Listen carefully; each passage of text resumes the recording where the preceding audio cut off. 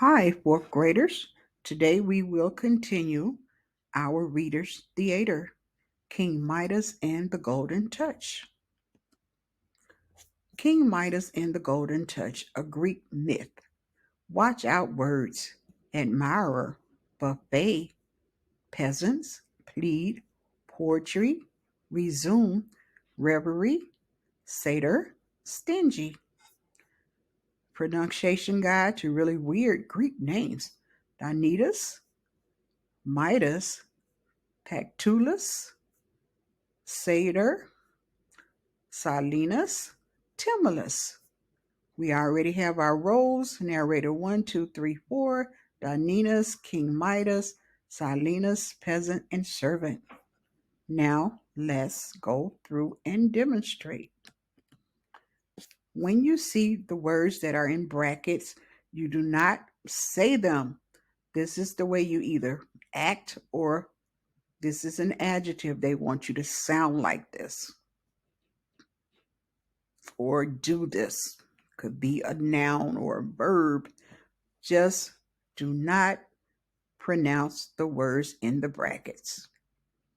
All means everybody. The myth of King Midas and the Golden Touch. Way back in the days of Greek gods and goddesses, the god Dionys was traveling to Mount Tmolus with a group of his followers. One of those followers was Dionys' old teacher, this guy named Silenus. Actually, calling Silenus a guy is kind of misleading. He was a satyr, basically half goat, half man. So anyway, Silenus, this goat-legged guy with horns, got lost. Where am I? Where did everybody go? Fortunately for Silenus, it wasn't too long before he bumped into a group of peasants. Hey, never met a satyr round these parts before. You lost? Of course I am. If I wasn't lost, do you think I'd stop and talk to a bunch of peasants? Hmm, that a trick question? Never mind. Just tell me where the nearest palace is. Oh, that's easy. That way. The peasant turned and pointed. Silenus could just see the top of a peak, white marble roof peeking over the crest of a nearby hill. We're headed that way. We'll take you to the king.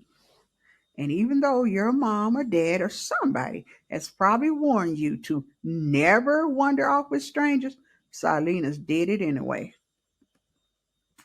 Fortunately for Silena, the peasants weren't thieves or tricksters or bullies who would tape a "Call Me Goat Boy" sign on the back of a lost satyr.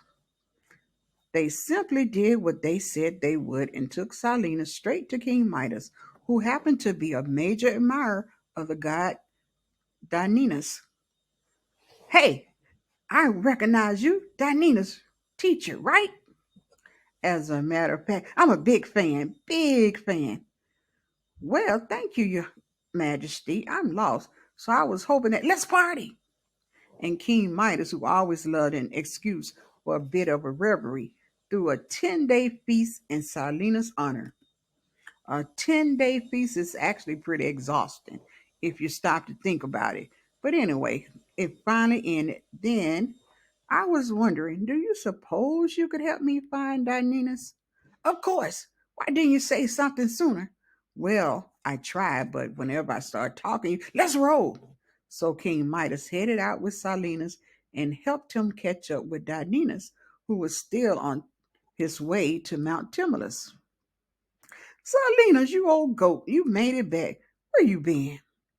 Where have you been? Well, first I got lost, and then there was these peasants who. And who is this? Dionys studied King Midas. I'm your biggest fan. Your Greek goddess, your biggest fan. Don't worry, I get that a lot anyway. Other than my totally amazing greatness, what brings you here? Your teacher was lost and ended up at my palace.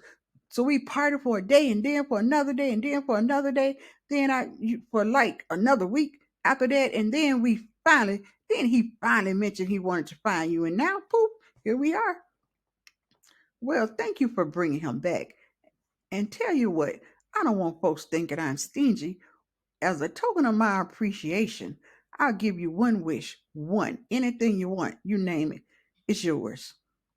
King Midas had never had a wish from the gods before, and he didn't want to waste it on something like a new crown or a bigger palace or an all you could eat lamb stew buffet.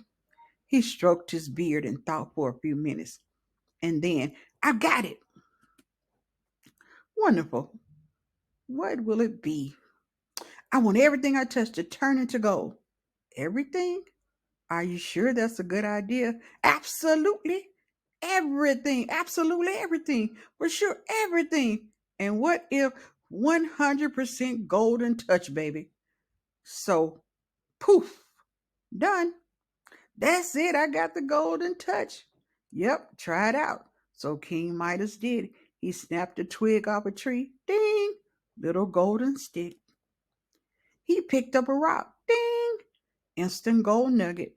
Ding, ding, ding. While Dionysus and the rest of his followers resumed their journey to Mount Tmolus, King Midas skipped toward home, turning things to gold along the way. But then, dun dun dun dun dun, King Midas got home, and everything started to go wrong. I'm starving. Bring me something to eat. Yes, Your Majesty, right away.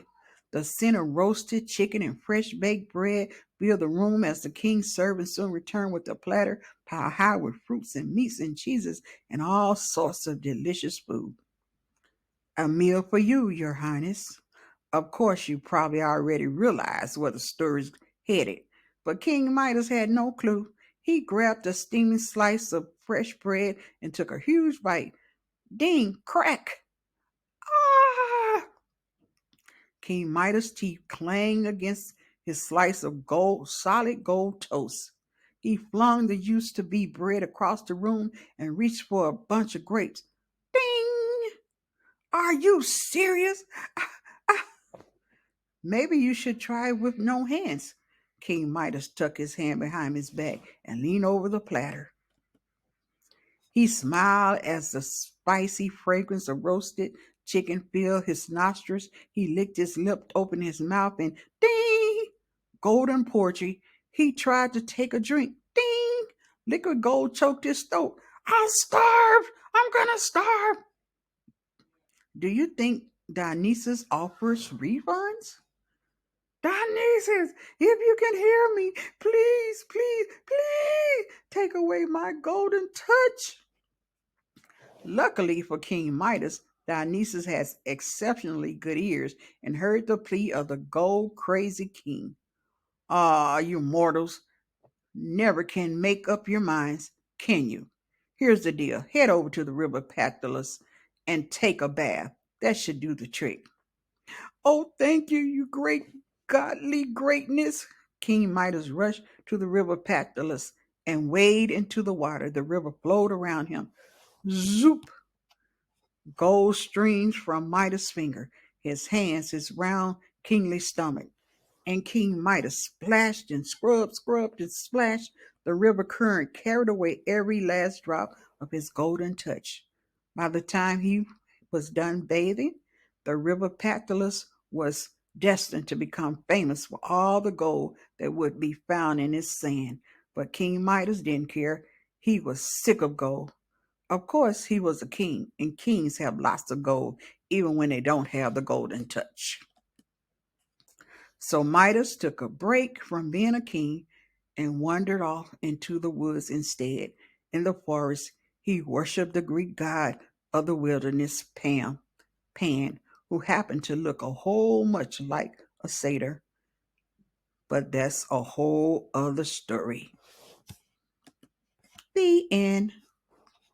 All right, guys, it is your turn.